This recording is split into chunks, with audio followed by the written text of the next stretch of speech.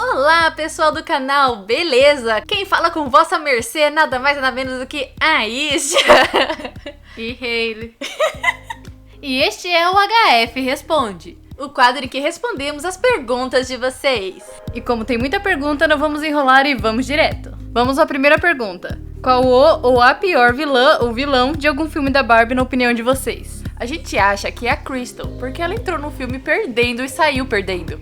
Ela em nenhum momento teve o que ela queria. Não foi como a Ruína ou a Laverna que chegaram a governar, mesmo que por uns 3 minutos, sabe? E olha que ela já era mais crescidinha, porque a Malúcia, ela conseguiu toda a magia e ela tem mais ou menos 10 anos. Ela em nenhum momento conseguiu chegar perto do que ela queria. E mesmo que a Graciela tivesse se casado com o Ken, o Zane não iria ficar com ela, porque ele ficou sabendo que foi ela que fez tudo, então ele não ia querer nada com ela. Ela foi uma vilã muito fraca. Eu achei meio engraçado uma resposta que a Lara teve, porque ela falou que a Ruína é uma má vilã. Olha, eu não acho muito não. Claro que ela não é a melhor vilã, mas ela ainda chegou a conseguir o que ela queria. Ela botava medo nas meninas, ela chegou a governar. Ela era esperta e conseguiu até enganar o rei e fazer ele virar contra suas próprias filhas. Ela era boa sim. Ela também perguntou: vocês gostam de outros filmes de animação além da Barbie?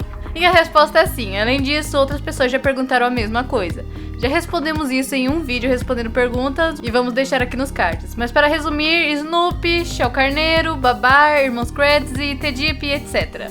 Etc. E a última pergunta dela é: qual é o melhor, a Princesa e a Plebeia ou a Princesa e a Popstar? A Princesa e a Plebeia. A história é muito melhor.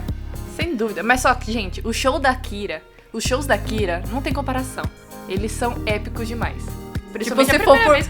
Se for por performance no musical e não por história, a Princesa e a Popstar ganha. Um beijocão pra você, Lara. E obrigada pela sua participação. A Ana Beatriz perguntou assim: a Polegarzinha foi interpretada pela Barbie? Tenho essa dúvida por causa do título do filme, que diz Apresenta a Pequena Polegar. Na verdade não, ela não interpreta a Polegarzinha. O único papel oficial que a Barbie fez no filme é ela mesma no começo, a que conta a história para as crianças. Pois até o filme mesmo diz que ela apresenta a Pequena Polegar, ela está contando a história da Polegarzinha. Mas a gente acha que ela seja também outro personagem dentro desse mundo aí da Polegarzinha, só que não é a Polegarzinha. E a gente fez uma teoria sobre isso, está aqui nos cards a parte 1 e 2. Tem que ver as duas partes, teve pessoas que só viu uma parte e não entendeu a teoria inteira. Ela também perguntou assim: qual foi o papel do Ken em Vida de Sereia? E a resposta é nenhum. O Ken não participou da franquia Vida de Sereia. Só participou de Sereia das Pérolas como o príncipe lá. Talvez ele até participou, mas como figurante, porque um papel mesmo ele não teve, papel grande. Um beijoca pra você, Ana. E muito obrigada por sua participação. A próxima pergunta é da Melissa Silva. E ela perguntou assim: por que a maioria dos filmes da Barbie ela dança balé? A Barbie sempre incentivou meninas do mundo todo. E uma das coisas que ela mais apoiava é que as meninas se expressassem através da arte. E alguns extras dos DVDs a gente pode ver isso. Como em Lago dos Cisnes, em que a maioria da orquestra era composta por meninas, bem novas até. Isso tudo para incentivar a arte. Por isso, em muitos de seus filmes, a Barbie sempre pratica ou alguma coisa artística ou algo estudantil, que é o caso de A Princesa e Plebeia. Erika cantava e Annelise estudava. Alexa vivia lendo, assim como Luciana e Butterfly. Genevieve, Clara e Odete dançavam. Rapunzel pintava, Akira dançava, cantava e tocava, e por aí vai. Outra possível resposta é que os filmes em que ela dança balé são releituras de balés famosos, como Lago dos Cisnes, que foi uma releitura do balé, Quebra-Nozes, que também foi baseado em um balé. Esses são os 2 motivos do porquê a Barbie dança. Um beijão pra você! E obrigada por sua participação. A Estelando Comigo perguntou: quem é o marido da Dama Deve no filme Escola de Princesas? Então, no filme não falam sobre, mas a Dama Devon teria que ter casado com um membro da família real, para que a Delence pudesse herdar o trono. Porque a Dama Devon era uma plebeia e não teria como ela herdar o trono. Então, provavelmente, o marido dela seria um conde, um duque ou um marquês. Ou até mesmo um irmão da rainha, um primo ou algo assim. Teria que ser alguém da realeza, mas infelizmente no filme não há detalhes sobre isso, então não podemos afirmar nada. Um beijocão para você! E obrigada por sua participação! E a próxima pergunta é da Graziele Pereira. Ela comentou no vídeo que falamos que Butterfly é uma cópia de Fairytopia. Ela falou assim: faz muito sentido, mas por que a Fada do Campo conta a história da Butterfly do primeiro filme? E a Fada do Campo diz que a Butterfly é amiga dela. Então, gente, muita gente mesmo interpretou esse vídeo um pouco errado. Nós em nenhum momento desmentimos que as duas se conhecem e que os filmes se passam no mesmo mundo, até porque a própria Elina fala isso. Vou contar uma história que aconteceu com uma amiga minha. O nome dela é Butterfly e ela é uma fada borboleta. O que a gente quis dizer nesse vídeo é que os produtores do filme fizeram duas histórias completamente iguais. É como se eles tivessem reciclado o roteiro de Fairytopia e reutilizado em Butterfly. Porque se notarem bem, assim como a gente disse no vídeo, a jornada do herói das duas é a mesma.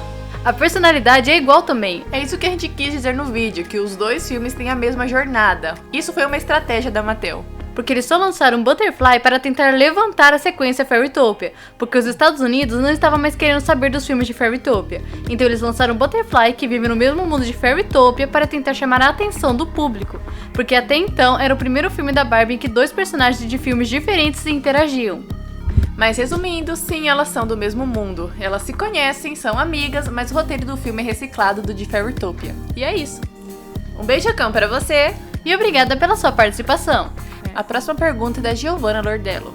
Ela diz assim: será que a Ares no primeiro filme da Barbie só estava aprisionando Calissa temporariamente até que a mudança das marés acontecesse? Essa é uma excelente pergunta, porém a resposta é um pouco decepcionante.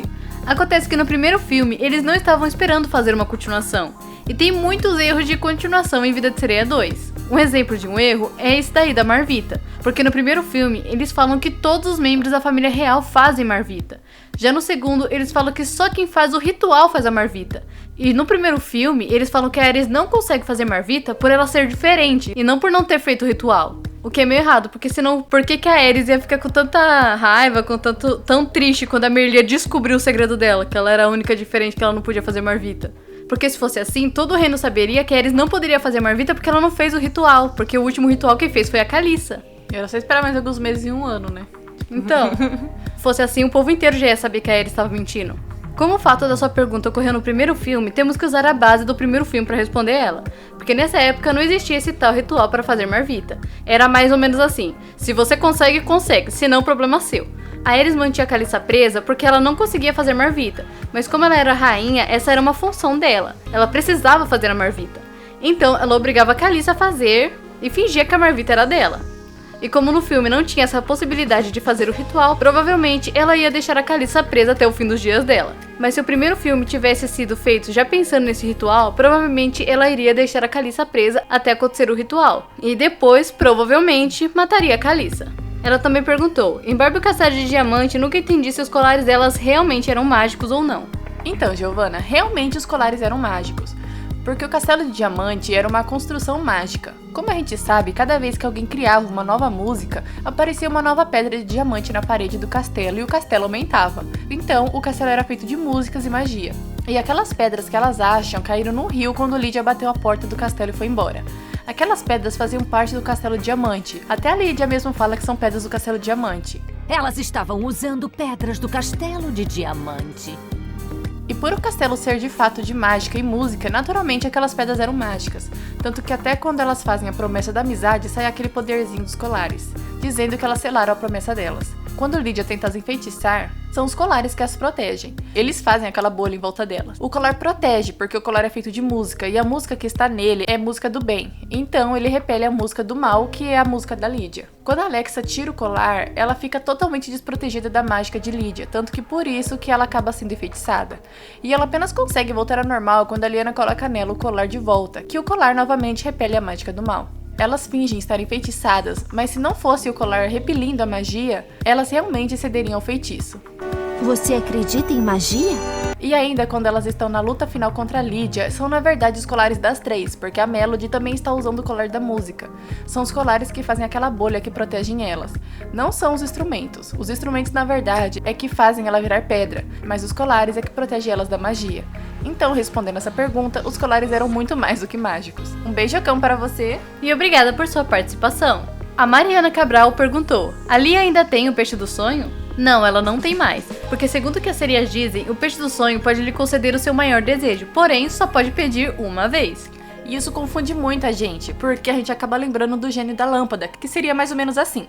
Você esfrega a lâmpada, o gênio aparece e fala que vai te conceder um pedido. Só que você fala: não, vou guardar pra mais tarde.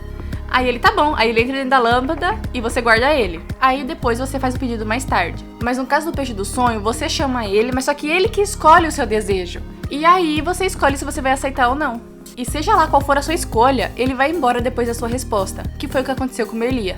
As sereias mesmo dizem que só pode pedir a ajuda dele uma vez. Ele concede desejos? Ah, não exatamente. Se ele se comprometer, você pode pedir ajuda e ele vai te oferecer alguma coisa, mas só pode pedir uma vez. Então, tipo, pra ele tá pouco se lixando se você quer ou não. Pediu, já era. Você não quer aceitar, tá bom. Era o seu maior desejo, você que não quis. Um beijocão pra você. E muito obrigada por sua participação. E essas foram as perguntas de hoje. Continuamos no próximo capítulo. E os beijocões de hoje vão para Raimunda Machado, Isabel Sereia Games, Desenhos TV, Ana Rebeca Bispo Leonardo F. e para Nicole Silvério. Um beijocão Para todos vocês! E se você gostou desse vídeo, dê um like. Se você não gostou desse vídeo, seja do contra e também dê um like. Se você acha que o mundo precisa saber disso, então compartilhe. E se você quer ver o próximo vídeo, é só você se inscrever aqui no canal. Tchau!